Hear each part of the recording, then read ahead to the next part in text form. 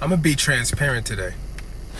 So, I always used to have this insecurity concerning education and learning. I've been complimented. People have thought I went to college, etc., and so on.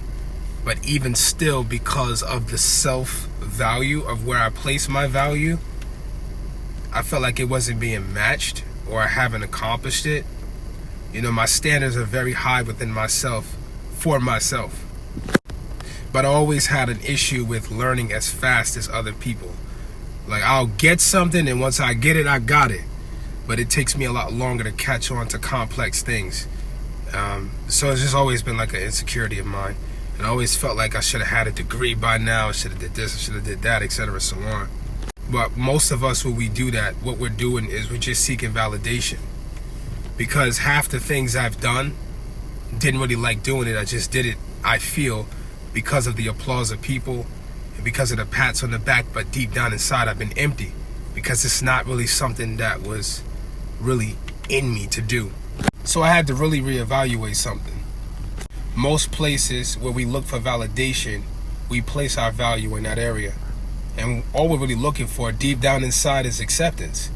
So if we say that we are accepted by Christ, we're accepted by Jesus, and we believe that, then why are we still placing our value elsewhere? If the Bible clearly tells you that he's already accepted you just because you accepted him, there's no other thing that you need to do to be accepted. But yet still, I look for validation in other places because my value is not really on Christ. Somewhere your value is not really on God. Your value is on the things of this world. Perishable things, things that will pass away, things that are still, that hold no spiritual foundation. I only bring this up because I'm here 34 years old. I'm a baby to some, to some, but to God I'm still a child. And I spend most of my days and most of my years seeking validation in places that hold no self, that really hold no worth. It's not the see all be all. Yeah, sure, I've gotten certifications and gotten certified in things and have done different things, but still, it just still was never enough. Still was never enough. I'm always still looking for more, looking for more, looking for more. This is how addictions start. You just start looking for more, you start looking for more, you get a little hit, and you just keep going. But it's like there's just no plateau. None. You go until you're absolutely empty. I started to realize that there's no fulfillment in nothing else but God, and I'm still realizing that. Where I could just simply be and be enough. And when you put yourself and you put your values in a culture where you'll never be enough, there's always competition somewhere. I'm not saying I'm not going to get a degree, because I am, but that's no longer where my worth is. That's no longer where my highest value is.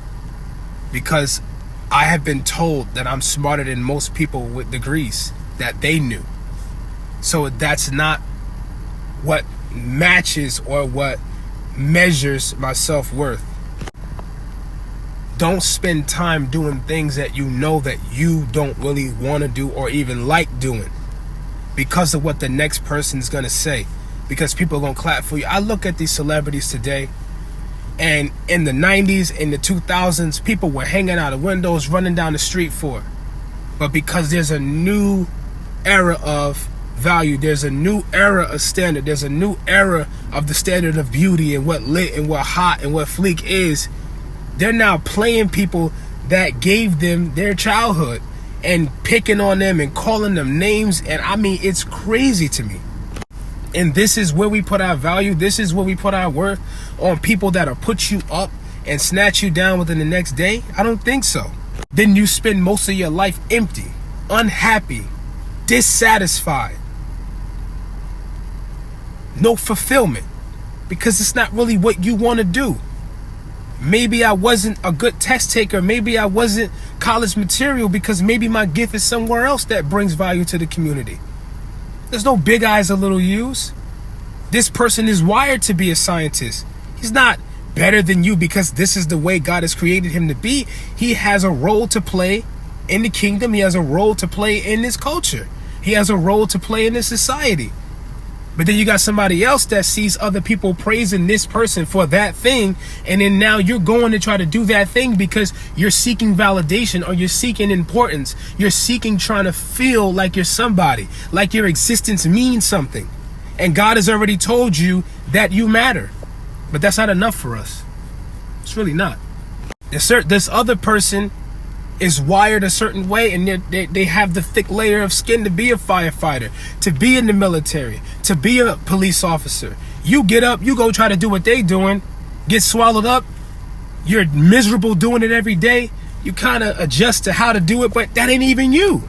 And now you're unhappy and dissatisfied, taking it out on everybody in your house, taking it out on everybody else around you. You don't even like that car. Why are you getting that car for? That's not even your first interest.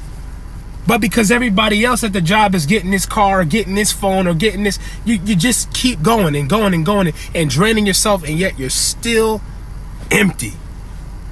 In Ecclesiastes, Solomon is telling you, the wisest man to ever live, all of this is meaningless. It has no meaning without God. Jesus himself is the fulfillment in everything you do. In everything you do. That's why people are hopping from job to job, career to career, relationship to relationship, because there's no fulfillment. Drink to drink, blunt to blunt. There's no fulfillment in nothing else. If you're not adding, if you're not bringing worth, if you're not helping somebody else, what good is it? So all of this today is just a self-reflection video. It's all self-reflection. It's time to reevaluate. This is why you got people making thousands and thousands of dollars being drivers, but they have a great quality of life. Their family is happy. They ain't hurting because they're a driver, but they love doing what they do. We're telling people, oh, you're limiting yourself. No, maybe that's just not what he wants to do. There's other ways to push yourself. There's other ways to cause growth other than status chasing. Yeah, sure, you got 4 degrees, but you working at a clothing department store, and you're still making less than a person that you're making less than an Uber driver. That shouldn't be. You're making less than a FedEx driver. That shouldn't be. But this is where you put your self-worth. Your family hungry. You're working 80 hours a week, not 2 weeks, a week. I mean, it's horrible. So it's something that I believe God is pointing to our attention. We all have a role to fill, and we're all wired a certain way. And the moment you start comparing yourself to the next person, you've already robbed yourself.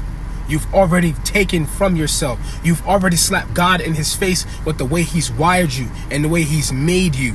Who cares what people think? Who cares what people think? Somebody might think I'm sexy as all you know what. Another person might feel like, oh my God, he need to go right back in the hole where he come from, this troll. Who cares what people think? When you pass away, God forbid, man, when you pass away, it's just you and God, and the things that he's called you to do, the things that he's impressed upon your heart, the missions that you have, everything is just going to be you and him. And all that's going to matter is, were you obedient? Were you obedient? Did you answer the call? That's what's going to matter.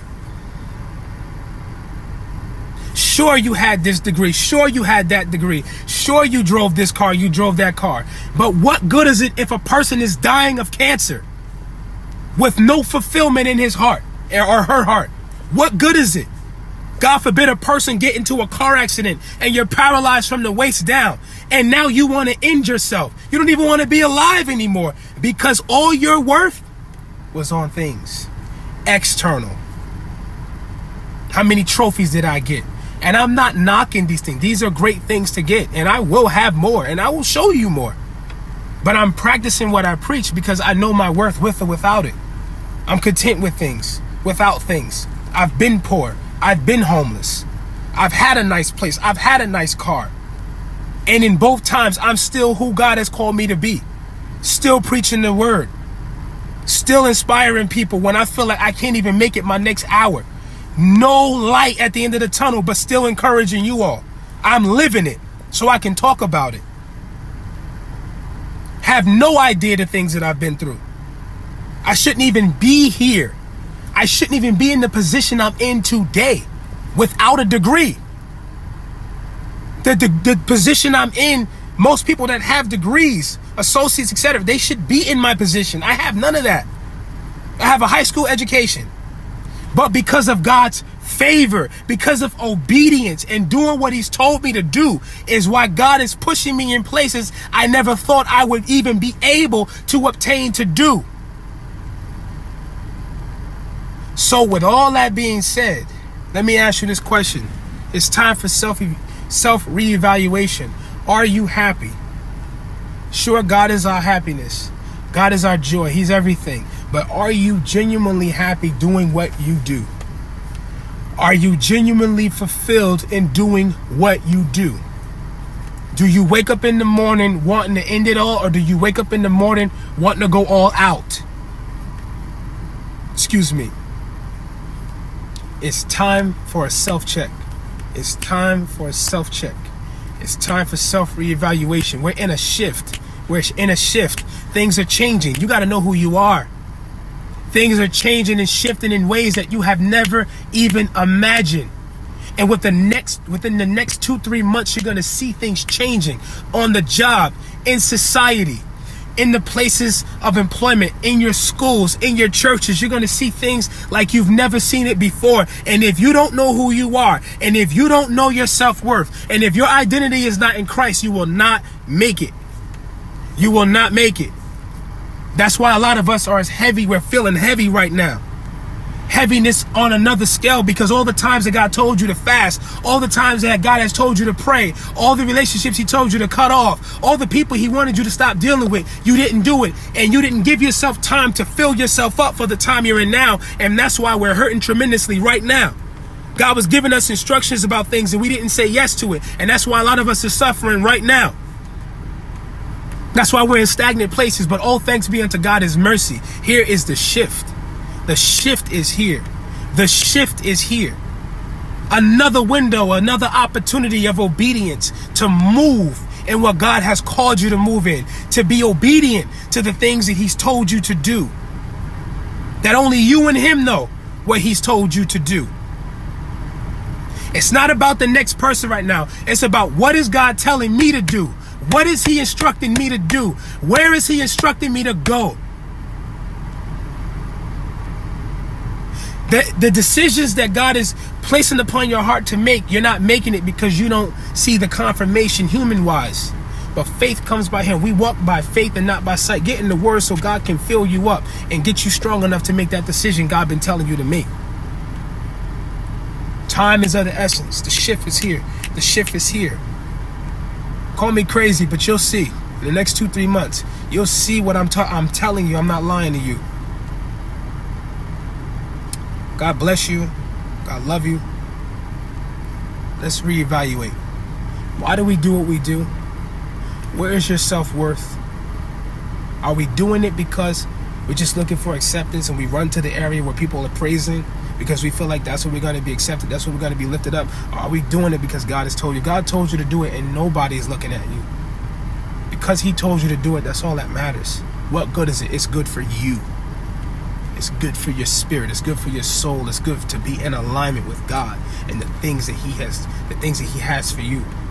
Jeremiah chapter 29:11 tells you that.